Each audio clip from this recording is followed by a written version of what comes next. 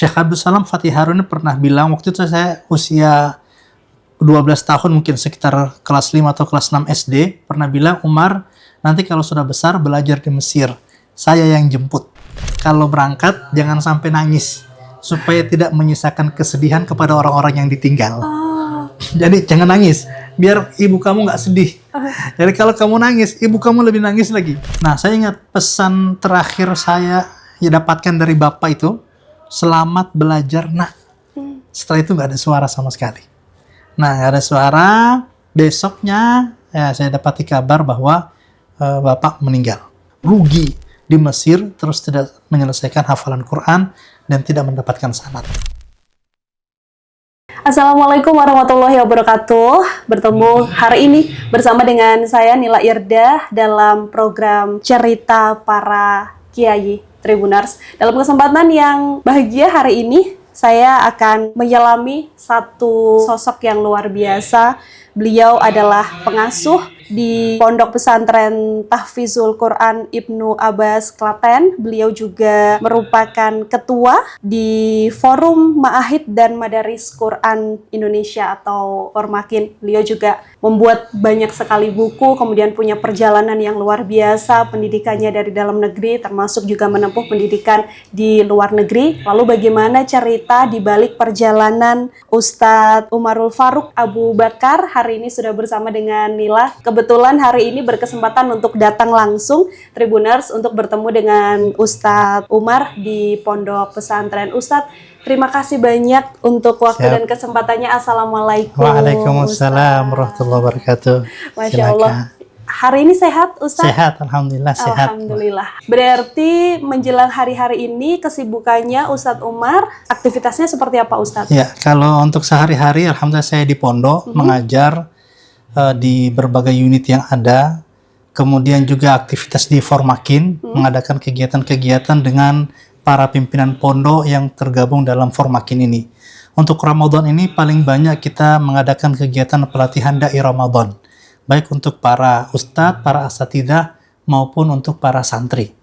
Terhitung mungkin sudah sekitar 4 pelatihan Ramadan, mau kelima dan seterusnya, yang kita adakan untuk membekali para santri dan juga para asatidah agar Ramadan ini lebih bisa terjun dan masuk ke tengah-tengah masyarakat. Ini aktivitas yang memang rutin dilakukan di setiap bulan Ramadan? Ya, menjelang Ramadan, kemudian di kegiatan Ramadan, kita memang lebih banyak aktivitas untuk kegiatan penguatan, khususnya untuk para santri yang diterjunkan ke masyarakat.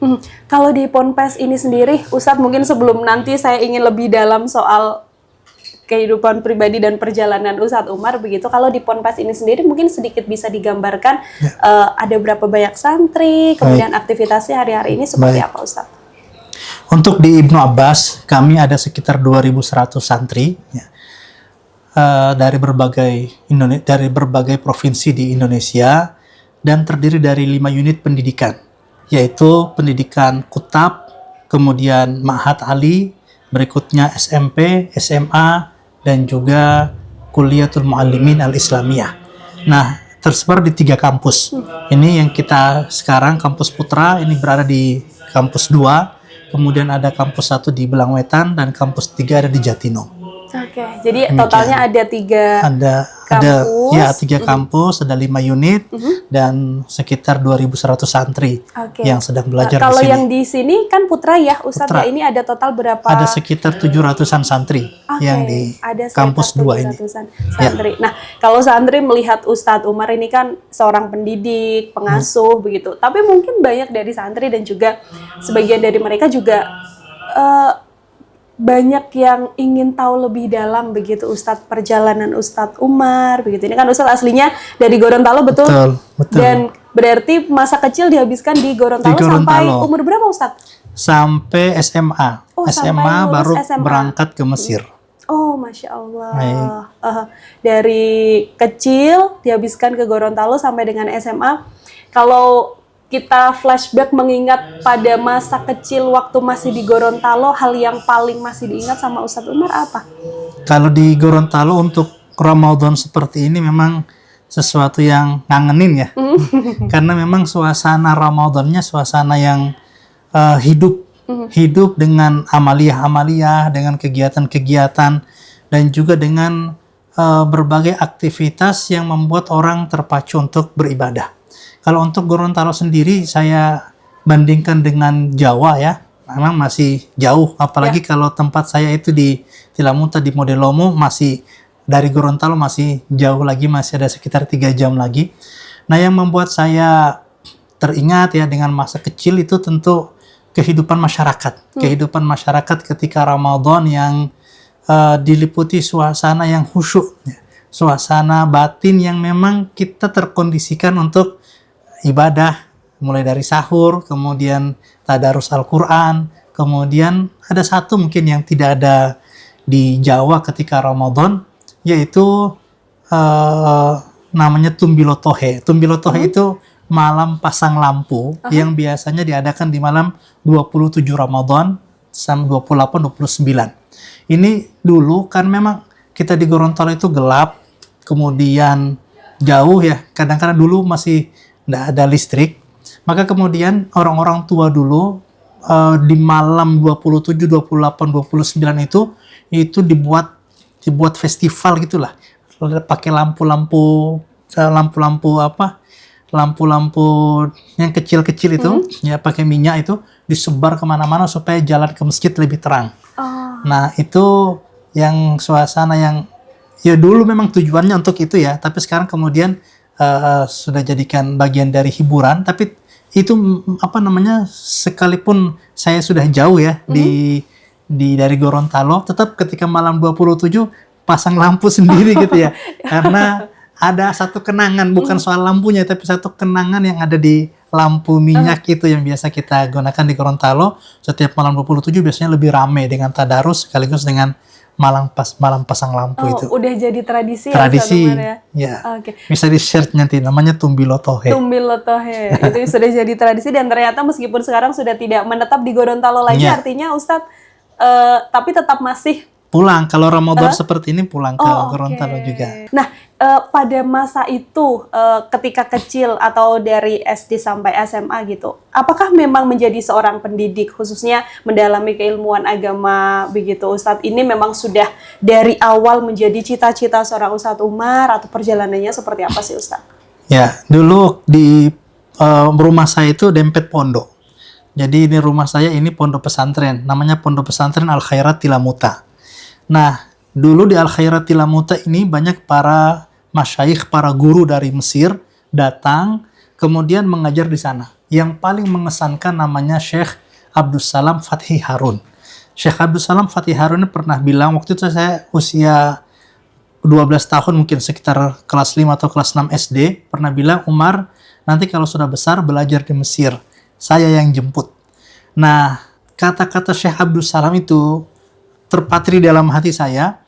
Begitu pula sikapnya, begitu pula keahliannya dalam agama. Itulah yang pertama kali pada akhirnya membangkitkan harapan saya, besok saya harus belajar ke Mesir. Apalagi ditambah bapak saya itu pernah sebetulnya sebelumnya ingin berangkat ke Mesir, tapi gagal karena miskin, tidak punya kesempatan untuk berangkat. Maka kemudian anak-anaknya juga dimotivasi, kalau kalian bisa berangkat, ayo wujudkan mimpi bapak yang belum terwujud. Akhirnya 3 orang, saya, adik saya, kemudian yang ketiga, itu kami bertiga berangkat ke Mesir, mewujudkan mimpi bapak sekaligus memang cita-cita kami sejak lama. Ketika masih SD, saat bergaul dengan para guru-guru dari Mesir itu. Dan artinya sudah sedari kecil memang sudah punya niat untuk kemudian nanti suatu hari, karena kebetulan orang tua tidak bisa terwujud keinginannya untuk ke Mesir, maka anak-anaknya yang berangkat. Nah, ini ada di sini Mbak, di buku ini saya tulis sepenggal cerita dari Kairo ke Istanbul. Itu ada di situ, saya tulis dengan detail. Dan memang alhamdulillah terwujud. Ke Mesir, saya ketemu dengan Syekh Abdussalam, itu rentang waktu dari kata-kata itu diucapkan sampai akhirnya berangkat ke Mesir sekitar 7 tahun. Dan akhirnya saya benar-benar datang ke Mesir dan juga datang ke Syekh Abdussalam di Provinsi Marsa Matruh, sekitar 400 kilo dari Kairo. Ketika pertama kali akhirnya bertemu setelah 7 tahun itu, apa yang dibicarakan atau bagaimana rasanya Ustadz? Ya, pertama bahagia, kemudian kita nostalgia tentang beliau dulu pernah di Gorontalo seperti apa. Kemudian saya lebih ke minta nasihat apa yang saya harus lakukan selama di Mesir ini. Oke, meskipun Mesir ini kan sudah menjadi keinginan Ustadz dari awal begitu kan, tapi ketika meninggalkan Gorontalo lalu menempuh pendidikan untuk ke Mesir dan sebagainya, rasanya pada saat itu dilemakah, ada sedihnya kah, ya sekaligus bangga bisa mewujudkan mimpi orang tua atau seperti apa Ustadz? Jadi memang antara harapan yang ingin diwujudkan dengan rasa sedih karena baru itu meninggalkan kampung halaman. Cuma ada satu pesan bapak saya yang saya ingat, kalau berangkat jangan sampai nangis supaya tidak menyisakan kesedihan kepada orang-orang yang ditinggal. Jadi jangan nangis, biar ibu kamu nggak sedih. Jadi kalau kamu nangis, ibu kamu lebih nangis lagi. Jadi saat itu memang saya benar-benar tahan itu ya, nangisnya itu pas di pesawat gitu ya, setelah meninggalkan Gorontalo. Nah, alhamdulillah ada juga teman seperjuangan saya itu, namanya Ustadz Izul Islam, nah, sekarang sudah balik. Itu ya kami sama-sama waktu itu berdua berangkat dari Gorontalo untuk belajar di Mesir. Alhamdulillah saya menyelesaikan di Mesir, kemudian juga sempat ambil S2 ya, tapi tidak selesai. Kemudian juga di Lembaga Fatwa Mesir sempat di Darul Iftah Al-Misriyah, lalu kemudian kembali dan melanjutkan pendidikan di Indonesia. Yang paling terkenang ketika menempuh pendidikan di Mesir, yang sampai sekarang juga menjadi salah satu bekal bagi Ustadz Umar begitu ya, apa Ustadz? Kesederhanaan para guru serta kedalaman ilmu. Jadi Masya Allah sampai sekarang kalau kita tanya ke teman-teman dari Mesir, rata-rata dua itu yang tidak tergantikan.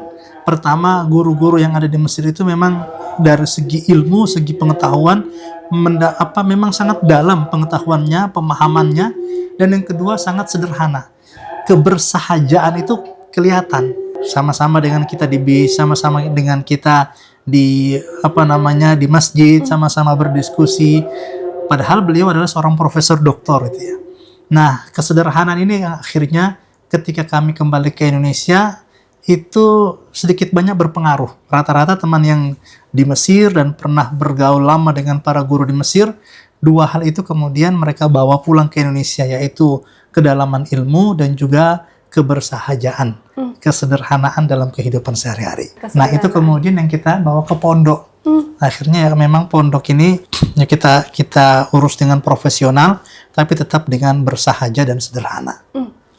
Gitu. Tapi ada masa-masa sulit yang kemudian dialami tidak Ustadz? Kan kalau di rumah juga pasti kangen orang tua, itu hal yang pasti terjadi begitu. Atau mungkin ada masa-masa yang pada momen itu terasa sulit sekali ketika menempuh pendidikan di luar negeri? Untuk momentum Ramadan seperti ini, saya 7 kali Idul Fitri tidak pernah dengan orang tua. Dan itu sesuatu yang menyesakkan sebetulnya ketika lihat orang lain lagi Idul Fitri dengan keluarga, sementara kita di perantauan harus menyendiri gitu ya. Di pojok rumah tinggal, waktu itu masih sulit, bahkan nelpon pun sulit. Saya komunikasi dengan orang tua pakai surat. Waktu itu masih kirim surat itu pun kirimnya di kantor pos itu. Pos, kemudian nanti bacanya itu 1 bulan berikutnya dapat balasan, dan seperti itu. Dan alhamdulillah saya lihat ternyata surat-surat saya itu masih disimpan sama orang tua waktu balik ke Gorontalo. Dan itu masa-masa yang rindu, menahan rasa. Sekarang kelihatannya lebih mudah. Teman-teman yang sekolah di Mesir untuk kembali ke Indonesia kelihatannya lebih mudah. Cuma masa-masa saya itu memang sulit. Jadi kita berangkat pertama dan nanti pulang ketika selesai. Nah, masa-masa itulah kemudian masa-masa yang kita harus menanggung sendiri. Termasuk dalam hal kehidupan ya, bagaimana caranya saya untuk bertahan hidup, selain belajar memang bekerja, Pak. Anda bekerja jadi cleaning service lah, jadi bantu-bantu di mana, jadi nerjemah buku atau nulis buku atau kegiatan-kegiatan yang lain supaya nanti bisa bertahan hidup. Dan alhamdulillah semua pengalaman itu pada akhirnya yang membentuk pikiran, perasaan, ketemu dengan banyak orang yang Masya Allah tidak nyangka beberapa teman yang seangkatan itu sekarang memegang beberapa peran penting di Indonesia saat ini. Oke, itu menjadi bagian perjalanan ketika menempuh Iya. pendidikan di luar negeri ya, Iya. Ustadz ya. Lalu pada akhirnya kemudian kembali ke Indonesia, menyelesaikan pendidikan juga di Indonesia, dan itu berarti di Gorontalo lagi atau seperti apa Ustadz? Waktu itu saya pulang tahun 2011. Kemudian ya langsung saya ke Gorontalo itu sebentar. Setelah itu langsung saya malah belum pulang ke Gorontalo. Waktu itu tahun 2011 waktu saya pulang saya langsung ke Banjarmasin buat melamar. Langsung nikah itu. Langsung mau melamar. Saya langsung melamar istri saya dari Banjarmasin. Iya. Kemudian waktu itu langsung ditawari, "Yuk nikahnya bulan Ramadan ini," gitu. Kan melamarnya itu 3 hari sebelum Ramadan. Oh, Masya 3 Allah. hari sebelum Ramadan, lah kata mertua itu, "Sudah nggak usah pulang, langsung diterima lamarannya, kemudian nikahnya nanti tanggal 21 Ramadan." Oh, saya bilang, "Iya, saya belum 7 kali Idul Fitri belum pernah Idul Fitri dengan orang tua. Untuk kali ini saya mau pulang. Nanti setelah Ramadan saya balik lagi." Akhirnya saya pulang ke Gorontalo bersama bersama kabar gembira itu, bawa kabar gembira karena lamarannya sudah diterima.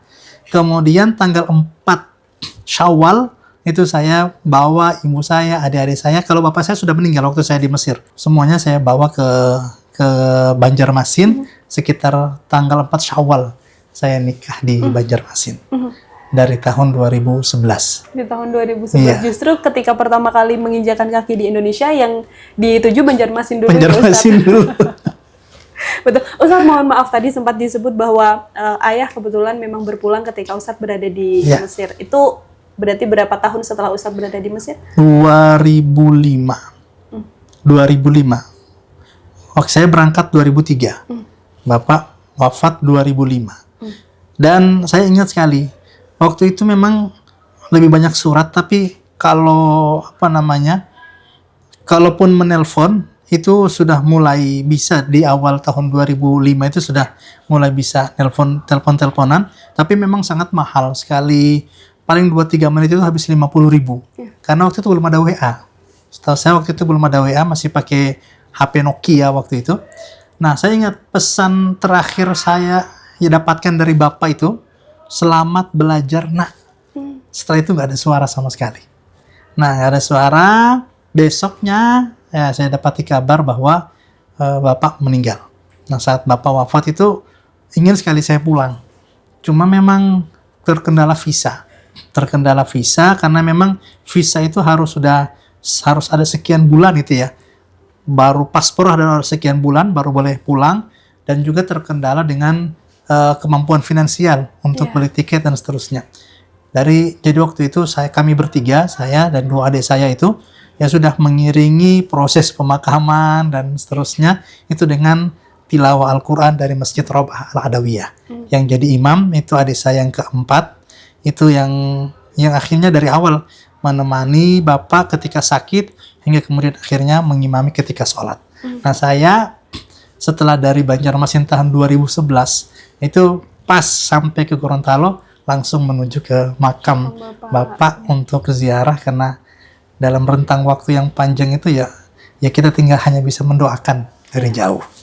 Nah, itu mungkin salah satu pernak-perniknya. Iya, perjalanan ketika memang selama menjalani pendidikan di Iya. Mesir ya, Ustadz ya. Nah, tapi ketika itu kan kemudian mendapatkan banyak hal, mendapatkan banyak pengalaman, kemudian Ustadz mungkin juga bisa diceritakan ini dari yang saya baca kan mendapatkan sanad qiraat juga, Ustadz. Iya. Itu mungkin bisa dijelaskan terlebih dahulu ke Tribuners itu seperti apa sih, Ustadz? Iya, jadi saya kira ini khusus untuk teman-teman yang di Mesir kalau lagi nonton, rugi kalau kita kuliah di Mesir itu nggak bisa selesai hafalan Quran. Ya. Karena memang di Mesir itu memang gudangnya para guru, para masyayikh, para ahli penghafal Al-Quran itu di Mesir. Sanad-sanad qiraat yang ada di seluruh dunia saat ini itu banyak yang sumbernya dari Mesir.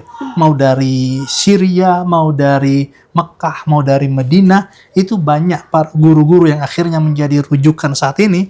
Kita lihat para guru-gurunya itu kembali lagi ke para guru yang ada di Mesir. Maka ini yang selalu saya nasihatkan kepada para murid saya yang di Ibnu Abbas, yang mau melanjutkan ke Mesir. Pokoknya kalian harus selesai di Mesir, harus dapat sanad. Rugi di Mesir, terus tidak menyelesaikan hafalan Quran, dan tidak mendapatkan sanad. Nah, proses saya mengambil sanad itu ketika di Mesir. Lalu kemudian dilanjutkan ketika saya pulang ke Indonesia, dan alhamdulillah saat itu saya belajar dari Syekh Abdul Hamid Qurqur, Abdul Hamid Ahmad Isa Qurqur. Itu beliau yang datang ke sini, Mbak. Masa-masa itu waktu masa corona itu ya.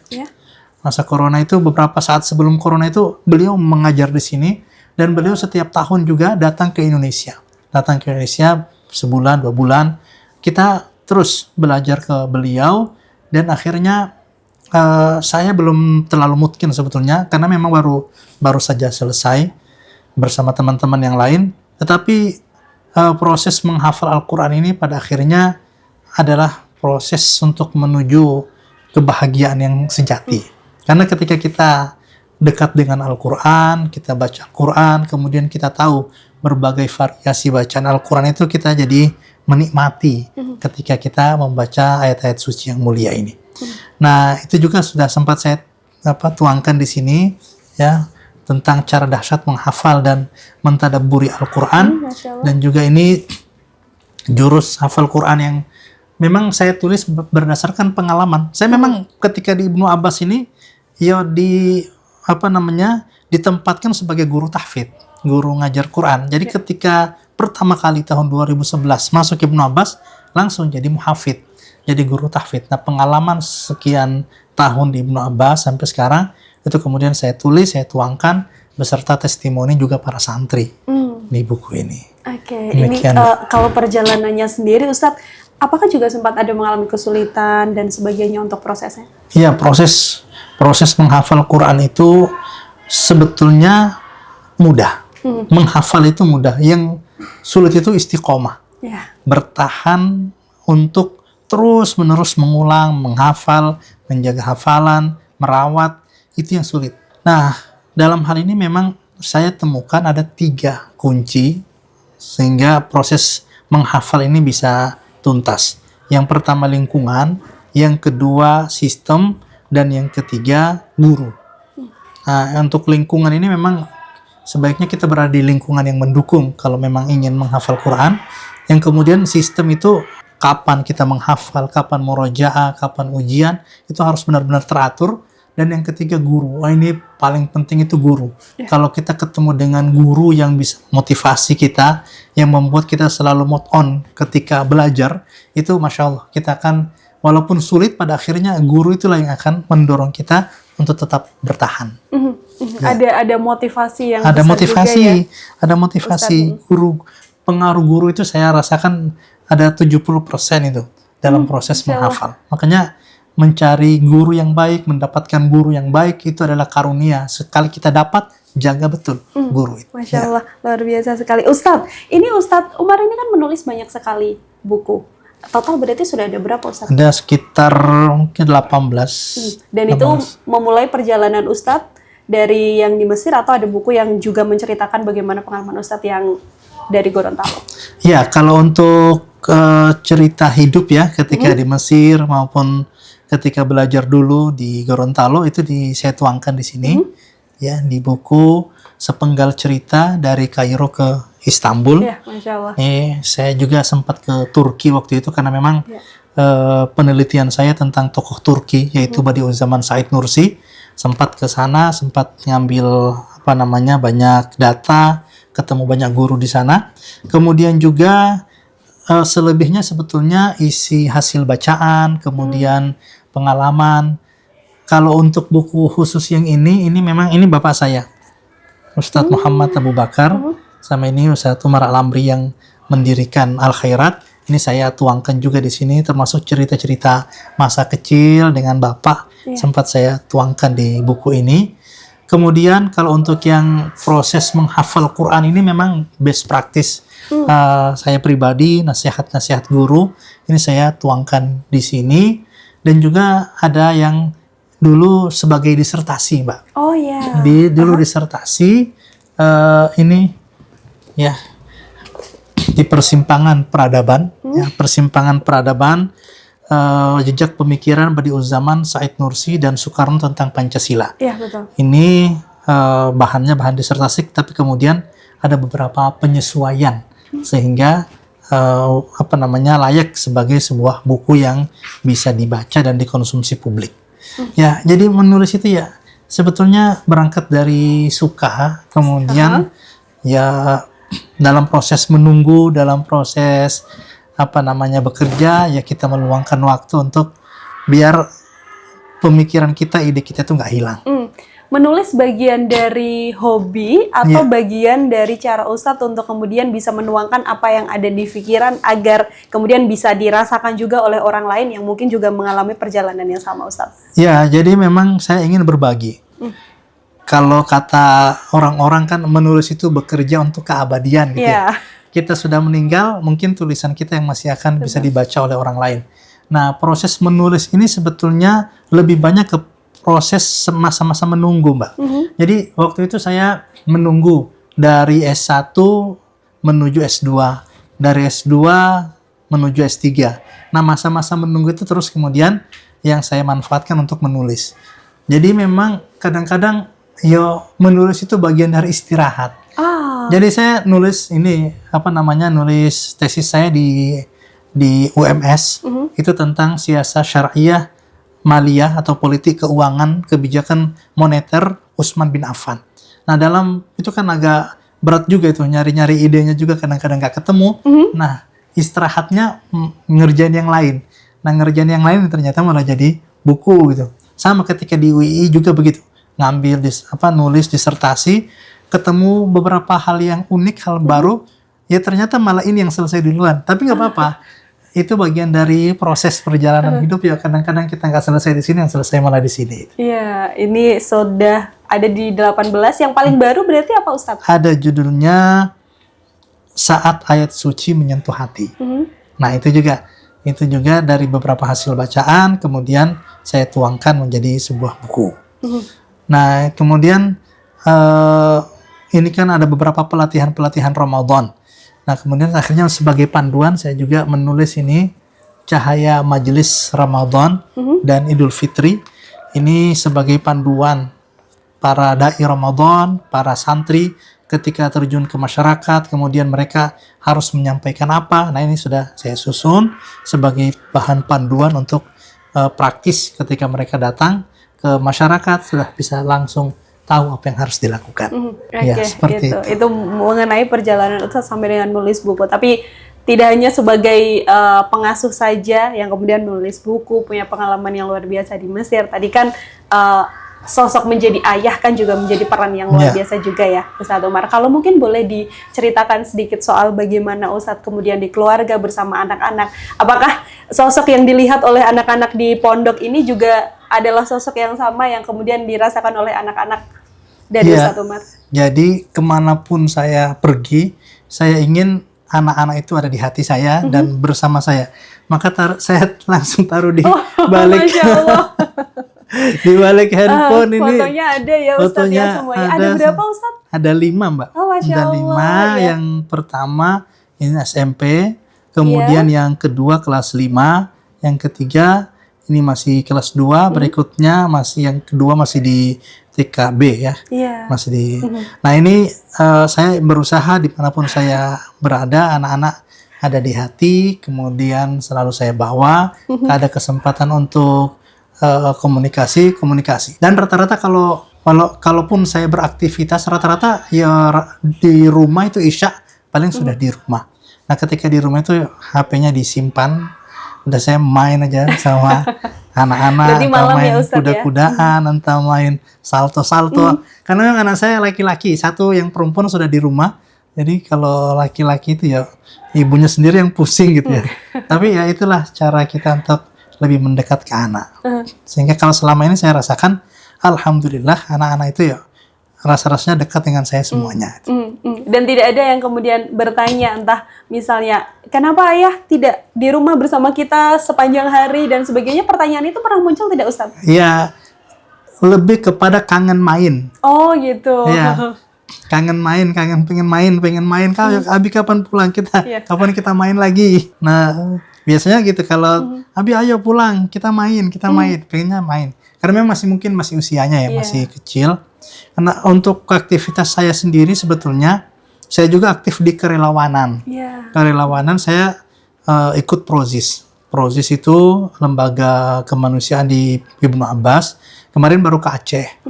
Nah, tahun lalu saya ke Yordania bawa bantuan. Insya Allah tahun ini juga berangkat. Kemudian juga kegiatan-kegiatan kemanusiaan yang lain.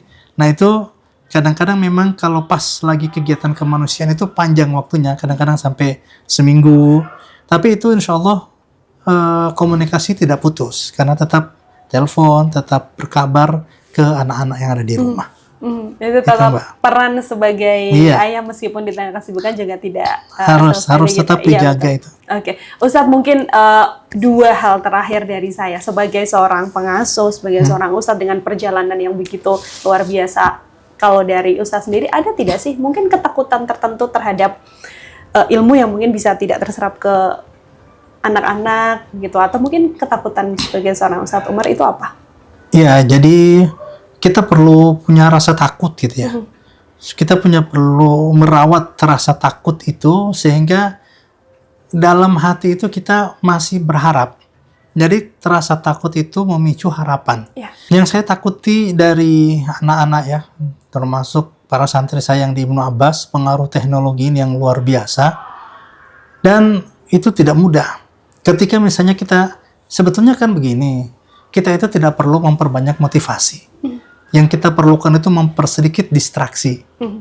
Nah, kita ngasih motivasi ke anak, tapi distraksinya terlalu banyak. Tontonannya, HP-nya, bahkan pindah dari satu distraksi ke distraksi yang lain.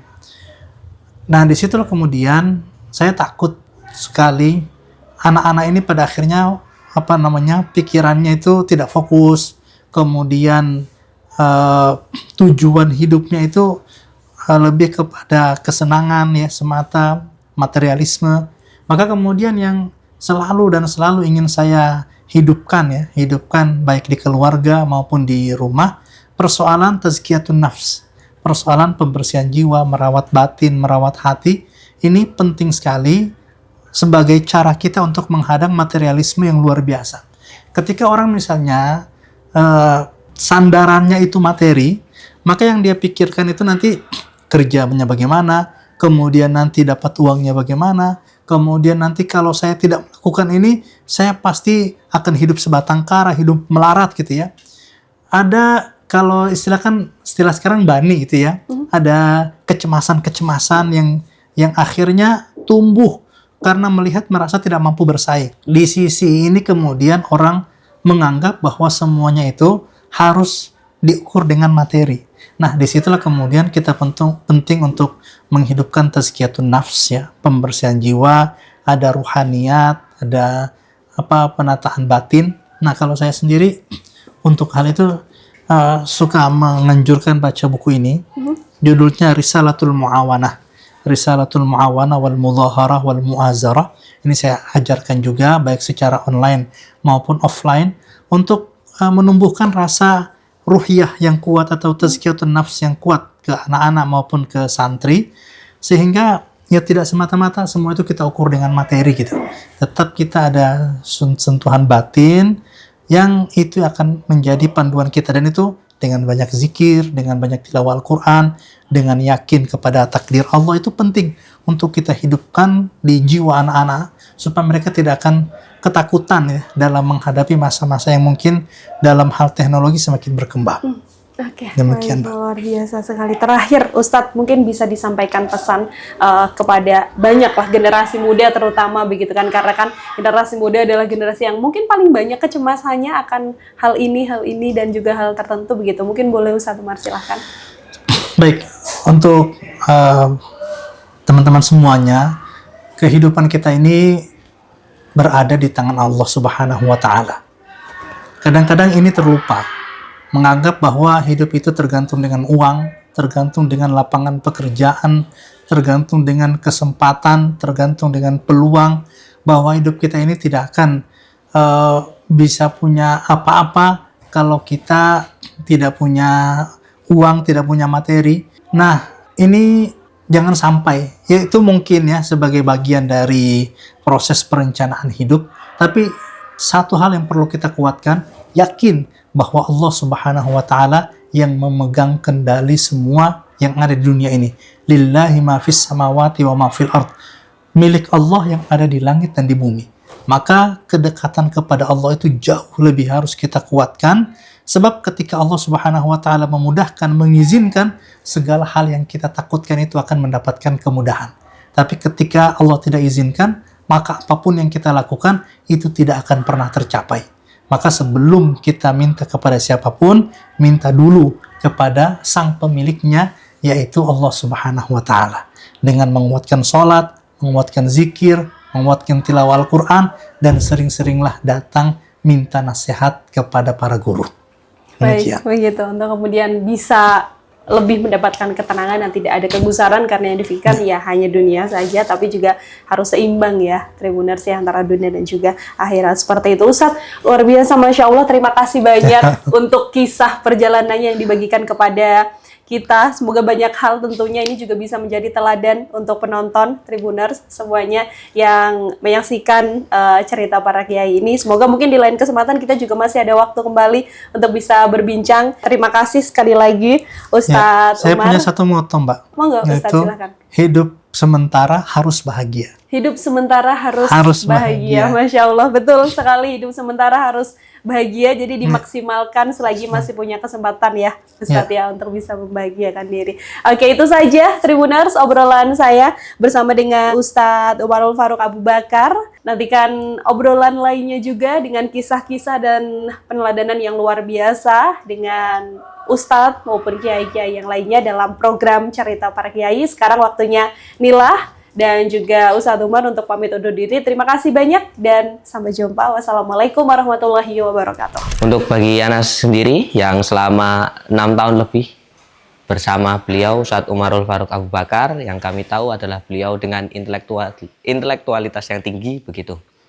Yang mana di dalam majelis-majelis yang kami ikuti bersama beliau, ketika kami itu menyampaikan kultum ataupun memberikan pertanyaan, beliau selalu bisa menyempurnakan dengan berbagai macam sumber referensi buku yang beliau telah baca. Tidak hanya itu, kami juga tahu begitu banyak buku-buku yang beliau tulis dan ulasan-ulasan yang beliau tulis di website beliau juga, yang mana dengan itu menambah semangat kita, menambah kesungguhan kita khususnya dalam menuntut ilmu.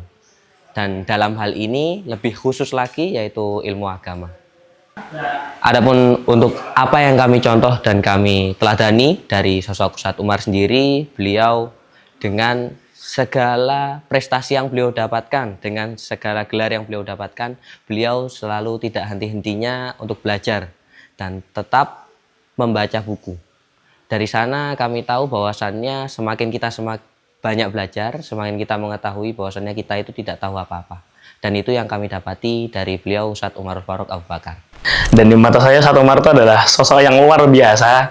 Beliau ketika halaqah tuh bisa menghubungkan antara ayat Quran dengan kehidupan kita secara relate begitu. Jadi pada akhirnya kita dari apa yang disampaikan Ustadz Umar, kita mengerti bahwa ayat Quran itu nggak cuma sekedar ayat begitu, tapi juga itu benar-benar Allah turunkan ke manusia, kepada manusia, karena memang relate sekali dengan kehidupan manusia. Dan selain itu, selama saya halaqah dengan Ustadz Umar itu beliau wawasannya Masya Allah luar biasa luas sekali. Dan setiap kali halaqah saya selalu alhamdulillah mendapatkan ilmu baru, mendapatkan wawasan baru, dan mendapatkan cerita-cerita baru yang mana itu jarang diceritakan oleh ustadz yang lainnya begitu. Jadi ini kalau pendapat saya pertama tadi, bahwa beliau itu pandai mengkorelasikan antara ayat Quran dengan kehidupan manusia, dengan peristiwa-peristiwa yang terjadi di sekeliling kita. Dan yang kedua, wawasan beliau luas sekali, ilmu beliau luas sekali, dan itu membuat saya betah banget ketika halaqah dan mendengarkan Ustadz Umar berbicara. Download Tribun X sekarang, menghadirkan lokal menjadi Indonesia.